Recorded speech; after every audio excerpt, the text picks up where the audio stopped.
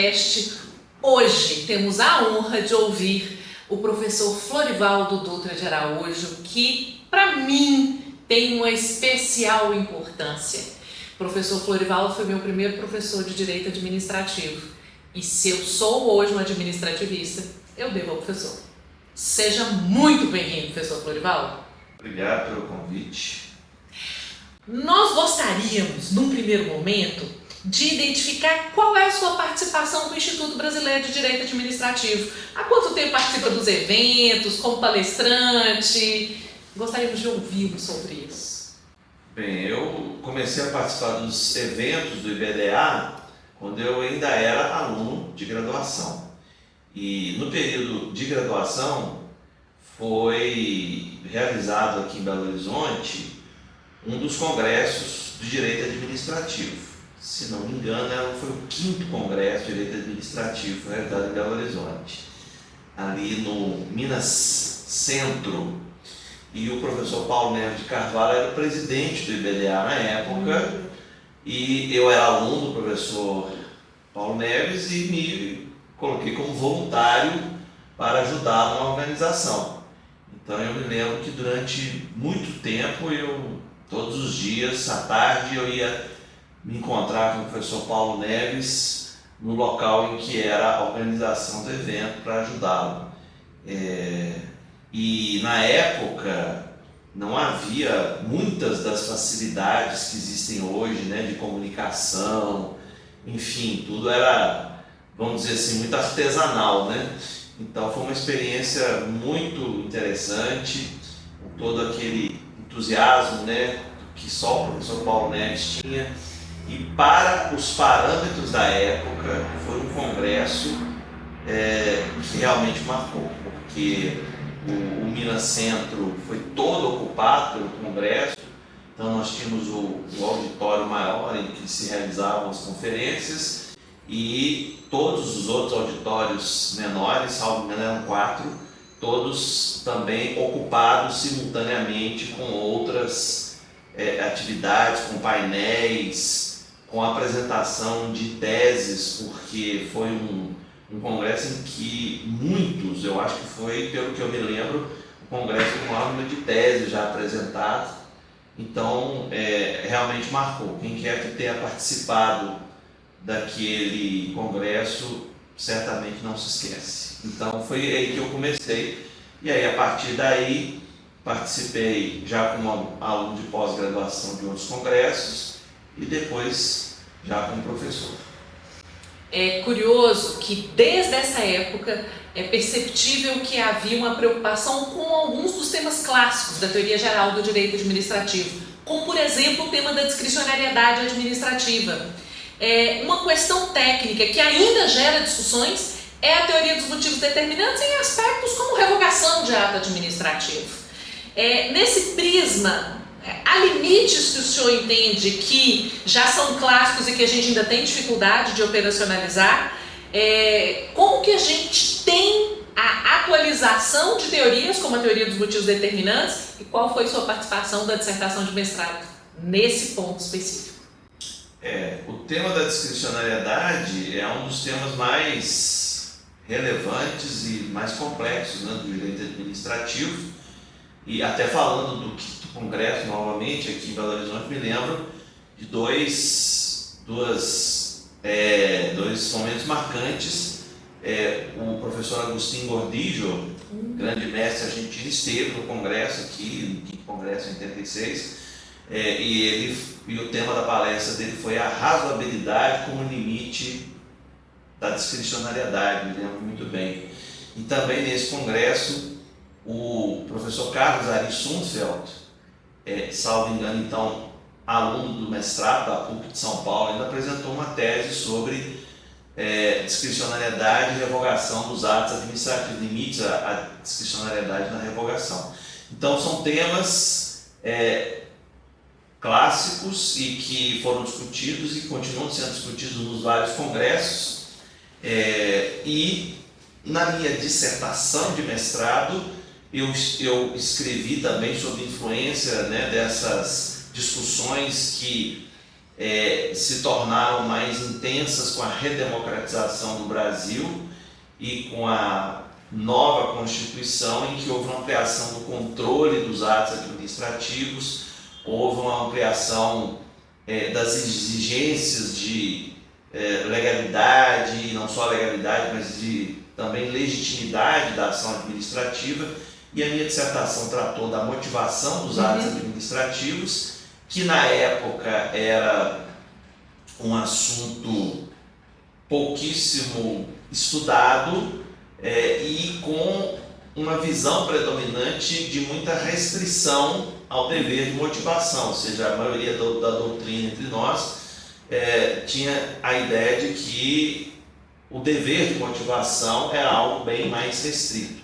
E a partir da Constituição de 88 houve, com essa ampliação desses instrumentos de legitimação e de controle da administração, a consciência de que a motivação é um dever amplo da administração pública. E quando eu escrevi a minha dissertação, eu tive a intenção exatamente de demonstrar isso já no contexto da Constituição de 88, que havia sido recém-promulgada, e a partir da promulgação da Constituição de 88, vi com muita alegria que este é um princípio que se tornou amplamente reconhecido, o princípio da motivação dos atos administrativos. A gente percebe que o direito administrativo, do ponto de vista histórico originariamente, ele se embasava em um esforço doutrinário muito relevante. Então, a publicação de um livro como da motivação do ato administrativo com base na sua dissertação de mestrado tinha como efeito a mudança de compreensão daquilo nas mais diversas esferas, nas cortes de contas, nos tribunais, na prática administrativa. E nos últimos anos a gente percebe que o direito administrativo sofre muita influência em determinadas áreas de decisões dos tribunais de contas, de decisões do STF. Então, se a gente trabalha com licitação, eu brinco que um acórdão do TCU vale mais do que 14.133. Não é raro a gente perceber isso. E no próprio direito administrativo, a gente vive a coisa da subespecialização. Falo que é algo que a gente percebeu na medicina, uns 20 anos atrás. Antigamente você tinha grandes clínicos, grandes geriatras, grandes pediatras. Agora você tem um pediatra especialista em cirurgia cardíaca. Em direito administrativo é isso, não tem mais alguém que trabalha com licitação, é alguém que trabalha com licitação especificamente, com compras compartilhadas, com pregão. Eu acho que isso tem uma influência no ensino do jurídico. O que o senhor pensa sobre o espaço dos manuais na formação do ensino jurídico?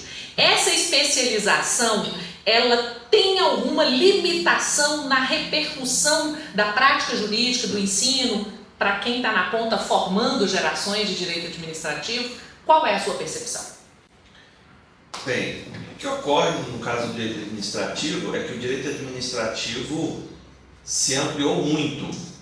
Então, o direito administrativo do tempo que eu estudei lá na graduação, na década de 1980, tinha uma dimensão, e após a Constituição de 88 e depois, a partir da década de 1990, houve uma ampliação do direito administrativo, o que é inevitável e, no nosso caso específico aqui, muito positivo, porque, a exemplo do tema da motivação dos atos administrativos, muitos temas se desenvolveram graças à Constituição de 88, que ampliou os horizontes do direito administrativo, e especialmente ampliou os horizontes do direito administrativo no sentido das garantias dos cidadãos. Então, essa ampliação de todo o ramo do direito é inevitável, e é um certo dilema. Eu confesso que não tenho nenhuma pretensão de ter solução para o problema, mas eu vejo sim que é um problema essa especialização excessiva.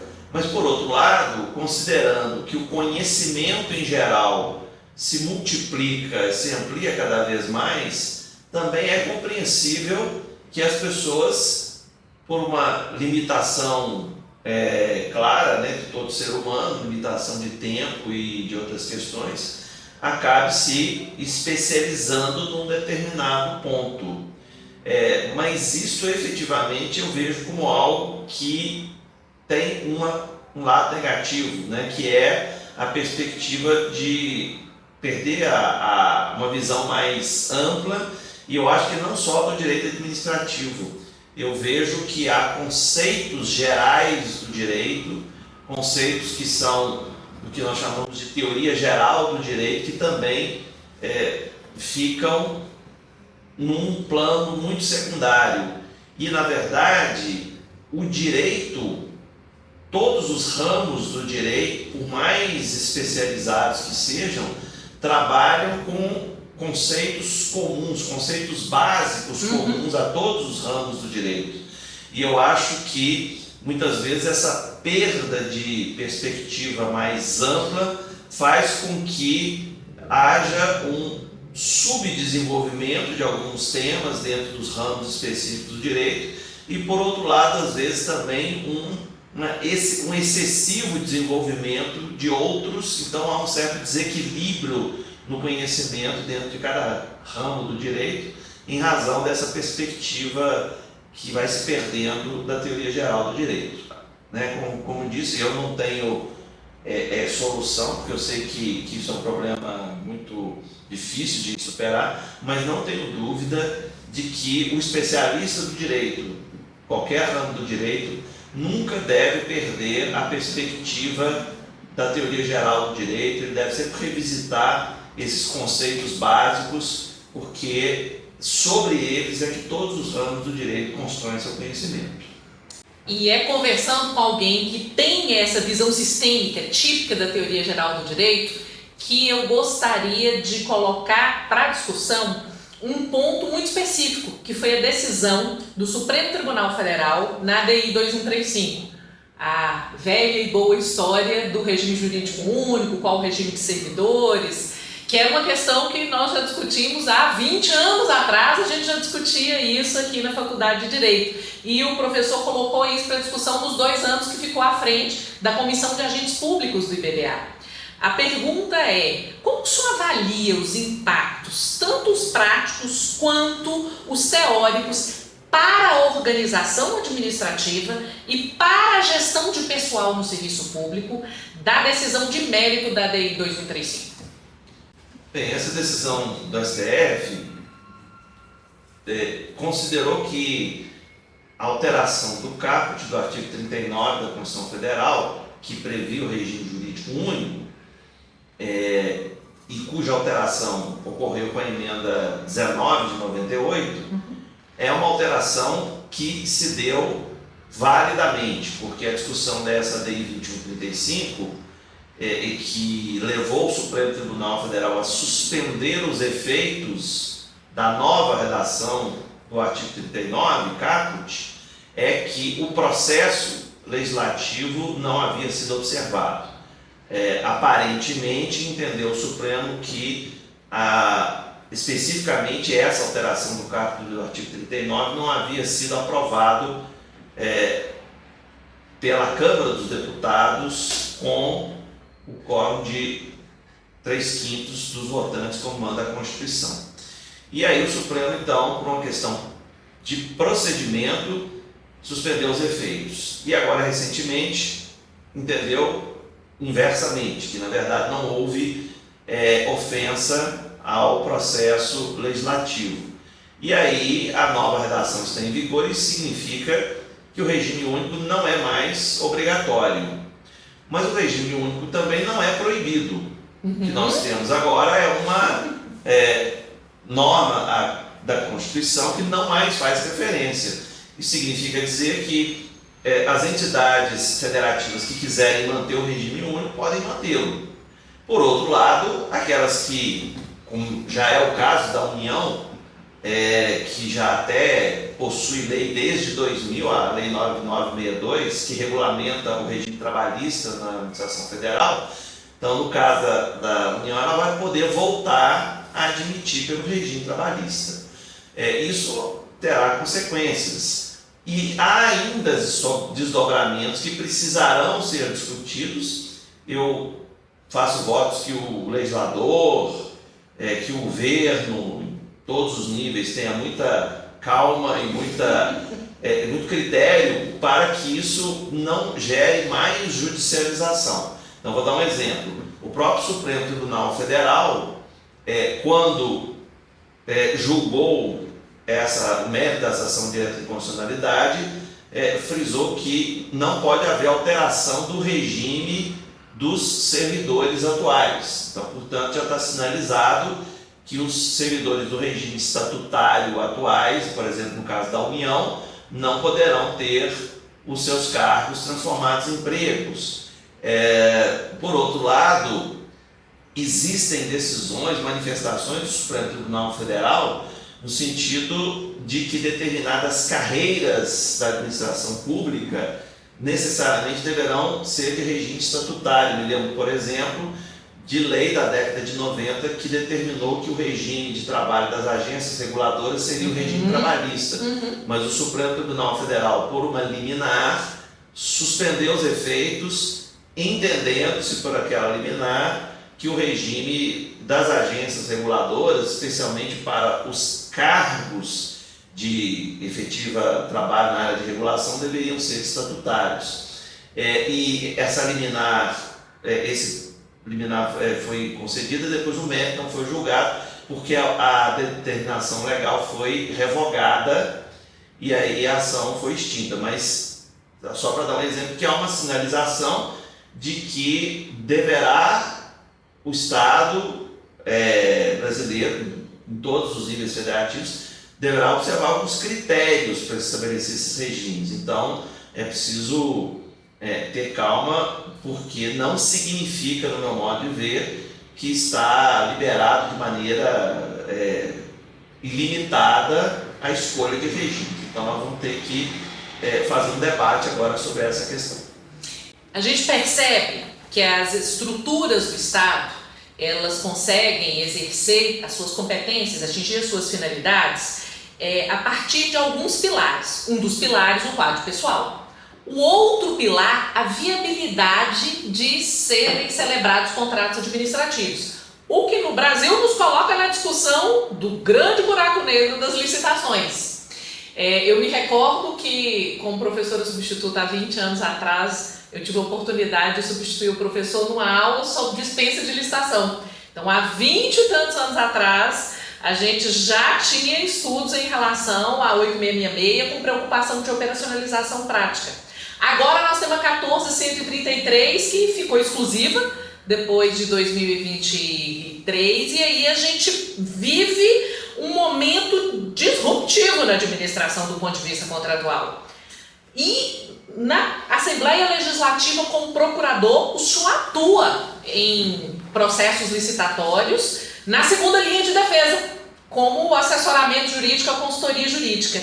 O que o senhor percebe nesse momento atual que se afigura como um conjunto de dificuldades mais significativas? O que de mais errado tem acontecido? Seja igual o que a gente discutia há 23 anos atrás em relação ao 8666, seja em relação às novidades, às inovações da 14133.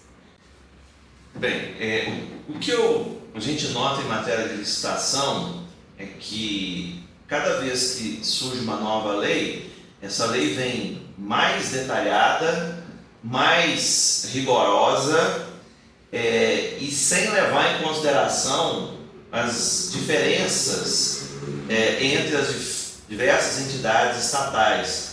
Então, a lei que deveria ser uma lei de normas gerais, eu entendo que lei de normas gerais é uma lei com uma, digamos assim, pouca densidade normativa, relativamente pouco, para permitir exatamente que estados e municípios também possam trazer normas conforme as suas peculiaridades.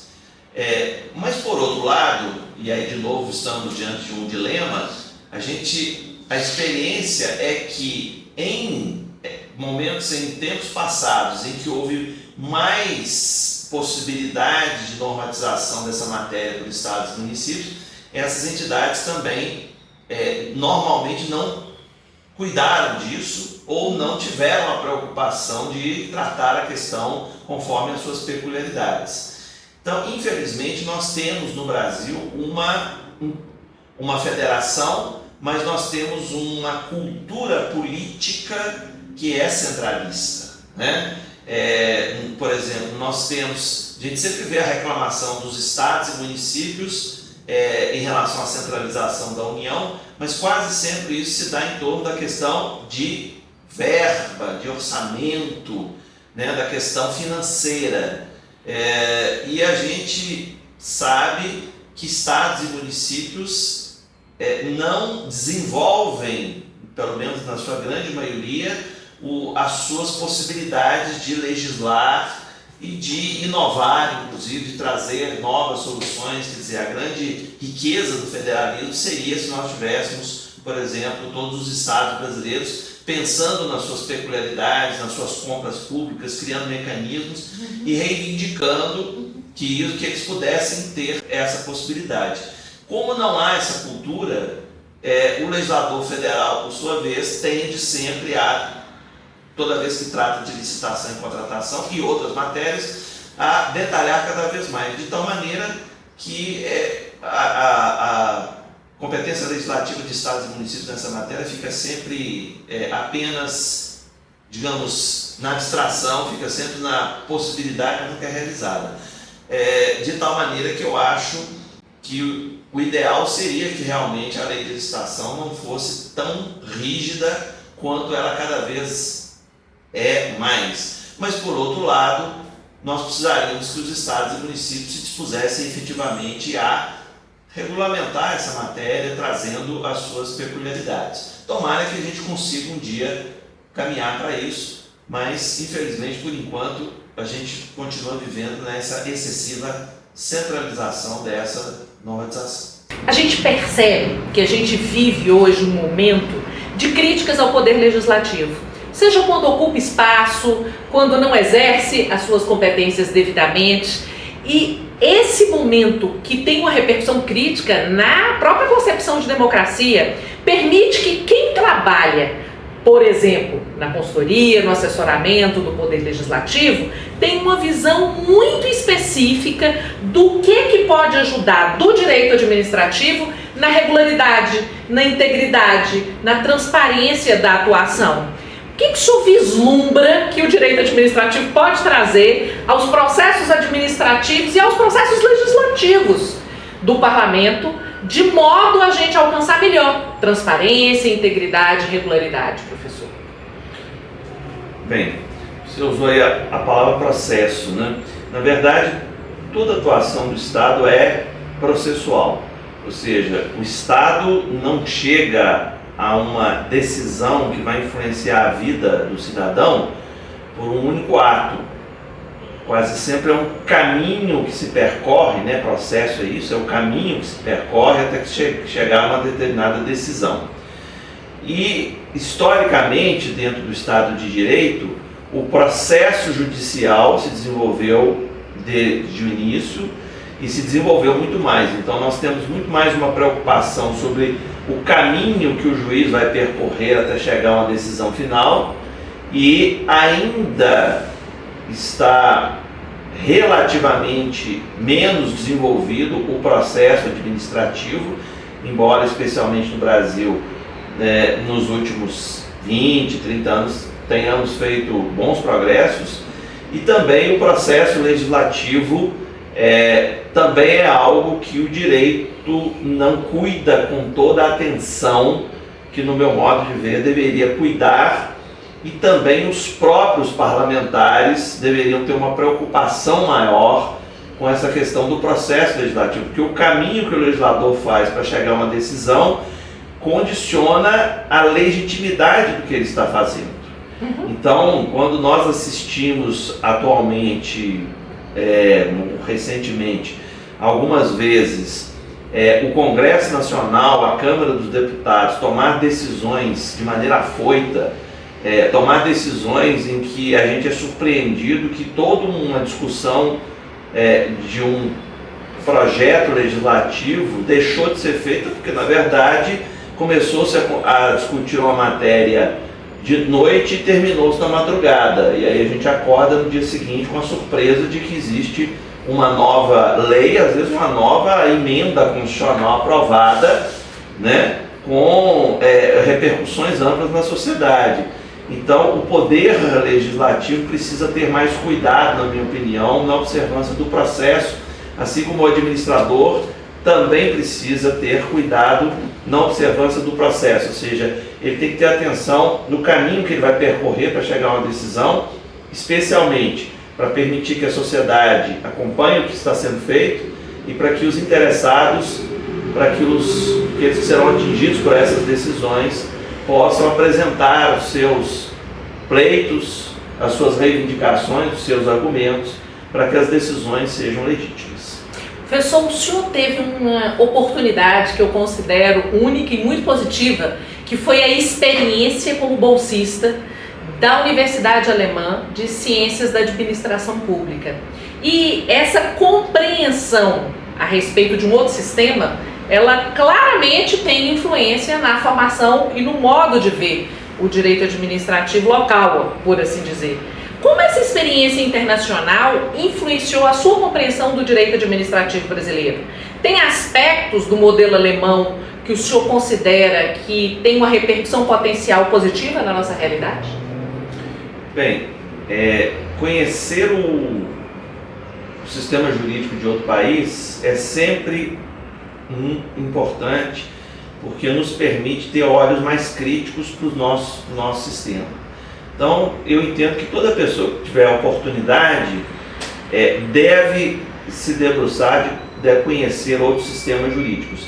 E não necessariamente precisando ir estudar no exterior. Às vezes a pessoa, por várias razões, pode não ter essa oportunidade ou não querer, mas hoje, especialmente com a internet, com a informática, a divulgação do conhecimento hoje é muito mais fácil, né, em relação ao período que eu fui para a Alemanha. Foi um período em que a internet estava nascendo, então raras pessoas tinham conhecimento e acesso, né? Hoje isso é muito mais fácil, mas se puder ir também estudar no exterior, isso é ótimo, porque vai ter uma experiência de vida muito grande e vai ter uma experiência de conhecimento de outro sistema. E quando a gente conhece as peculiaridades de outro sistema, a gente tem instrumentos para pensar mais criticamente o nosso sistema. Então, porque em outros países haverá soluções diferentes, porque muitas vezes a gente vive dentro de um determinado sistema e parece para a gente que aquilo tem que ser daquela maneira. E quando a gente examina outros sistemas jurídicos que têm outras soluções, embora também, evidentemente, sempre existam semelhanças, mas existem também sempre peculiaridades, e essas peculiaridades permitem que a gente tenha um olhar mais crítico. Então a gente pode contribuir melhor para o desenvolvimento do nosso sistema jurídico, na medida em que a gente tem uma visão de outros sistemas que possam ter outras peculiaridades.